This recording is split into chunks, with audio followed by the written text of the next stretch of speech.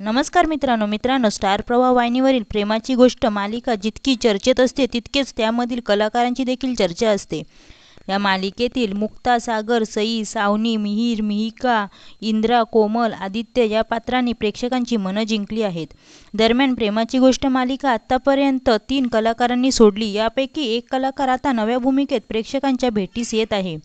काही दिवसांपूर्वी अभिनेत्री तेजश्री प्रधानने अचानक प्रेमाची गोष्ट मालिकेला रामराम केला। त्यामुळे प्रेक्षकांना धक्काच बसला। तेजश्रीने अचानक मालिका का सोडली असा प्रश्न निर्माण झाला। पण अजूनपर्यंत याबाबत तेजश्रीने मौन धारण केलं आहे। तेजश्रीच्या जागी आता सोरदात ठिंगळे मुक्ताच्या भूमिकेत दिसत आहे। तसंच सर्वात आधी प्रेमाची गोष्ट मालिका मृणाली शिर्केने अचानक सोडली होती। गेल्या वर्षी जुलै महिन्यात मिहिकाच्या भूमिकेत अभिनेत्री अमृता बने झळकली। मृणालीने मालिका सोडण्यामागचं कारण स्पष्ट केलेलं नाही। पण हीच मृणाली शिर्के आता नव्या भूमिकेत प्रेक्षकांच्या भेटीस आली आहे।